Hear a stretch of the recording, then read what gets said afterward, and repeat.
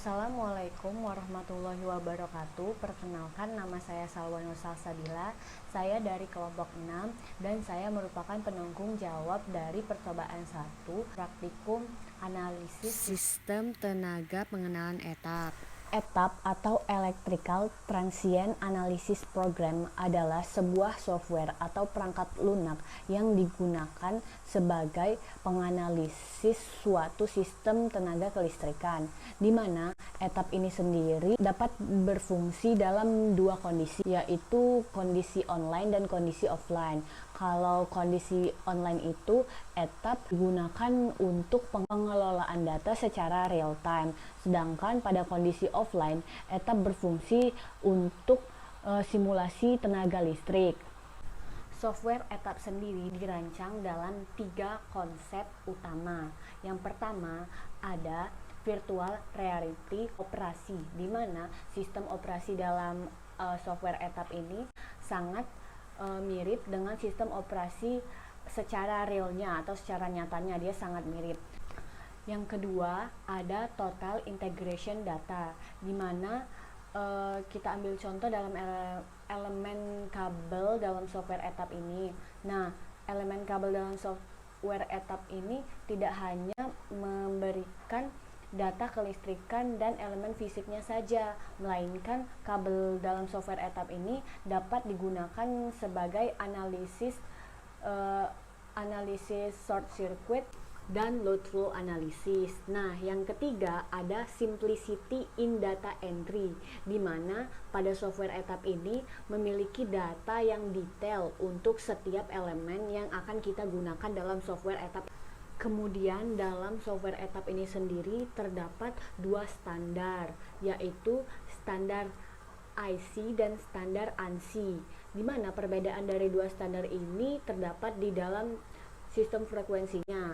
Apabila kita menggunakan standar IC ini digunakan dalam frekuensi 50 Hz, sedangkan standar ANSI digunakan dalam frekuensi 60 Hz. Nah, setelah itu apabila kita telah menunggu layar loading seperti tadi, maka akan muncul tampilan layar seperti ini untuk memulai project dalam software ETAP itu sendiri. Saya Okazi Harun, saya akan menjelaskan tentang analisis aliran daya. Analisis aliran daya listrik merupakan suatu studi yang merencanakan dan mengetahui besarnya daya listrik pada suatu sistem, sehingga kita dapat membandingkan terhadap ketetapan yang sudah ada.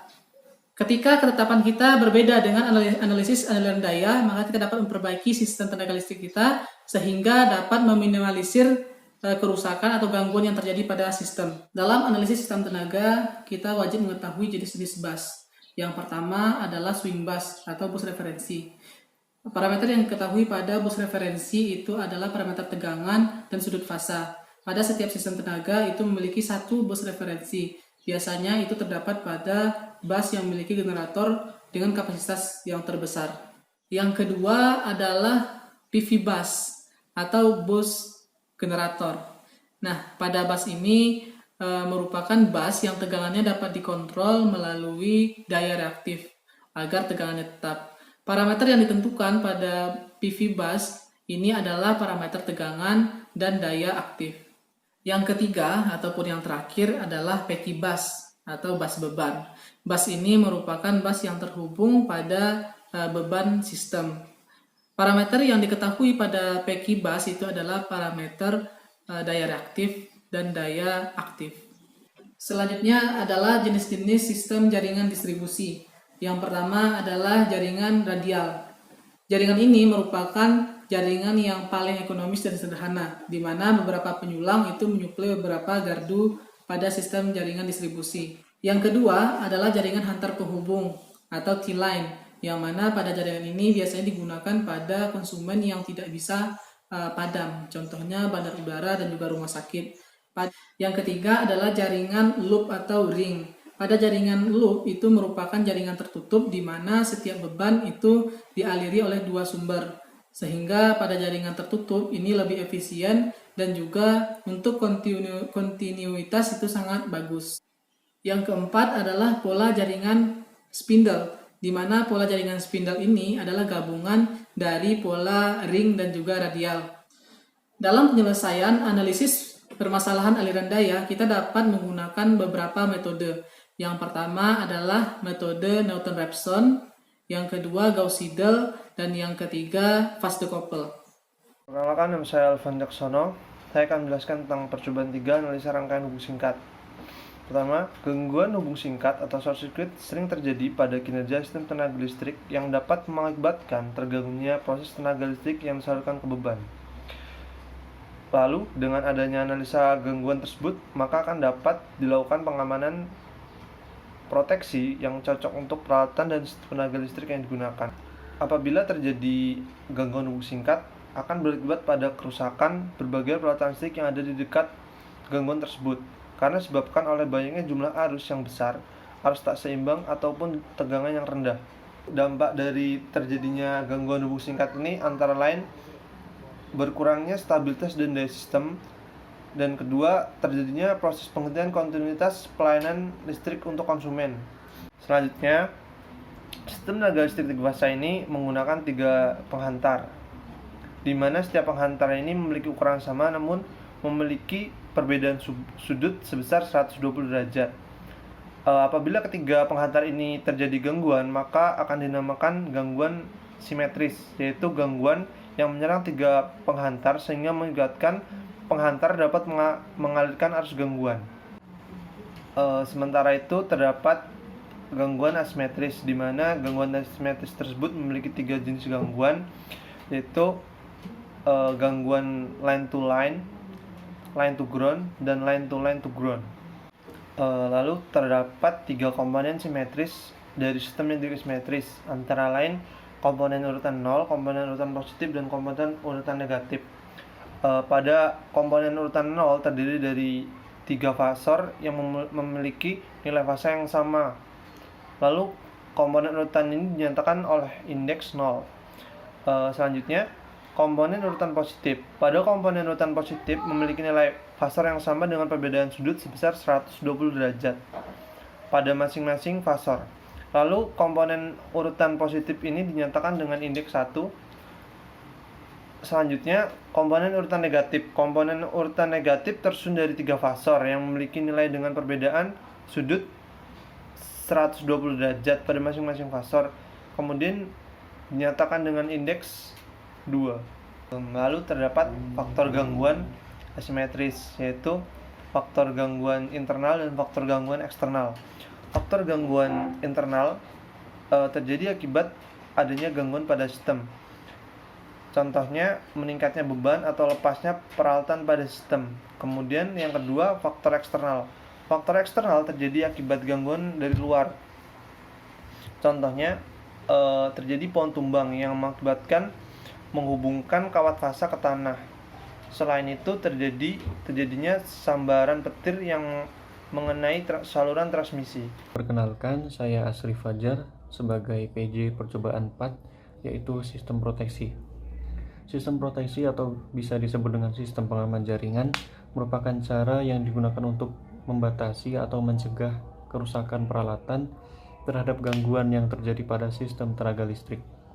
Hal ini dilakukan untuk tetap menjaga kontinuitas penyaluran daya listrik yang menuju ke beban supaya tetap terjaga. Jadi dengan kata lain, fungsi dari sistem proteksi ini adalah memisahkan bagian sistem yang mengalami gangguan sehingga bagian sistem yang lainnya dapat terus beroperasi secara normal. Kemudian cara memisahkan bagian sistem yang mengalami gangguan yaitu dengan mendeteksi adanya gangguan pada sistem yang diamankannya, kemudian melepaskan bagian sistem yang terganggu, serta memberi informasi adanya gangguan dan lokasi terjadinya gangguan tersebut. Peralatan sistem proteksi harus memiliki 4 persyaratan dasar. Yang pertama yaitu sensitivity atau sensitivitas, di mana relay ini harus cukup peka untuk mendeteksi adanya gangguan di daerah pengamanannya. Kemudian yang kedua ada selektivitas, di mana relay ini mampu mendeteksi dan mengisolir terjadinya gangguan hanya pada lokasi gangguan tersebut. Lalu yang ketiga yaitu keandalan atau reliability, di mana relay ini harus mendeteksi dan melepaskan bagian yang terganggu. Kemudian yang keempat yaitu kecepatan atau speed, di mana untuk meminimalisir kerugian yang terjadi, maka pengaman ini harus secepat mungkin memisahkan bagian sistem yang terganggu dari bagian sistem yang lainnya. Dalam sistem proteksi, kita mengenal overcurrent relay atau relay arus lebih. Overcurrent relay ini merupakan suatu relay yang bekerja berdasarkan adanya kenaikan arus yang melebihi nilai suatu pengaman dalam jangka waktu tertentu. Overcurrent relay ini berfungsi untuk memproteksi peralatan listrik terhadap arus lebih yang terjadi pada saat gangguan arus hubung singkat. Selain itu, overcurrent relay juga berfungsi untuk mengamankan transformator dari arus yang melebihi arus yang diperbolehkan lewat pada transformator tersebut. Prinsip kerja overcurrent relay yang bekerja berdasarkan besaran arus lebih akibat adanya gangguan arus hubung singkat dan memberikan perintah trip ke pemutus tegangan atau PMT sesuai dengan karakteristik waktunya, sehingga kerusakan alat akibat gangguan dapat dihindari. Baiklah, sekian dari saya selaku PJ percobaan 4. Kita lanjut ke percobaan 5. Terima kasih. Selanjutnya saya akan menjelaskan tentang analisis gangguan tidak simetris sistem tenaga. Gangguan sistem tenaga merupakan suatu ketidaknormalan yang terjadi pada satu sistem tenaga listrik yang mengakibatkan arus dan tegangan yang mengalir tidak seimbang, atau juga dapat didefinisikan sebagai suatu ketidaknormalan pada suatu rangkaian yang menyebabkan arus dan tegangan yang mengalir tidak normal. Faktor terjadinya gangguan analisa sistem tenaga itu terbagi dua. Yang pertama faktor internal, yang kedua faktor eksternal. Adapun faktor internal itu merupakan salah satu contohnya tegangan dan arus yang tidak seimbang, pemasangan instalasi yang kurang tepat, beban berlebih, dan juga terjadinya kerusakan isolasi pada jaringan atau aliran listrik tersebut. Kemudian untuk faktor eksternal itu merupakan faktor dari luar. Salah satu contohnya terhadap cuaca, suhu, tekanan udara, dan juga lain sebagainya yang mengakibatkan kerusakan pada aliran listrik. Contohnya terjadinya kerusakan isolasi karena suhu yang sangat tinggi sehingga terjadinya breakdown. Jenis gangguan analisa sistem tenaga itu terbagi dua. Yang pertama gangguan simetris dan yang kedua gangguan asimetris. Adapun gangguan simetris merupakan gangguan yang terjadi pada suatu sistem tenaga listrik yang setelah terjadi gangguan tersebut aliran arus dan tegangannya itu tetap seimbang. Tapi kalau gangguan asimetris itu gangguan yang terjadi pada satu sistem tenaga listrik yang setelah terjadi gangguan arus dan tegangannya yang mengalir tidak seimbang.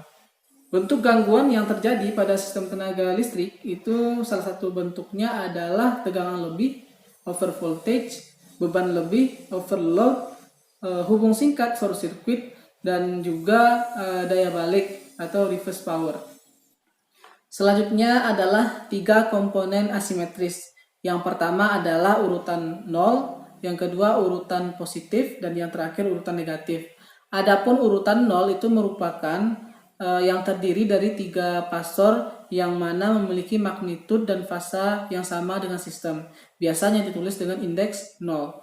Kemudian urutan positif itu terdiri dari 3 pasor yang memiliki magnitud yang sama, yang mana masing-masing adalah 120 derajat dan memiliki fasa yang sama dengan sistem. Biasanya ditulis dengan indeks 1. Kemudian urutan negatif itu merupakan yang terdiri dari 3 pasor yang memiliki magnitud yang sama, masing-masing ada 120 derajat dan memiliki fasa yang tidak sama dengan sistem.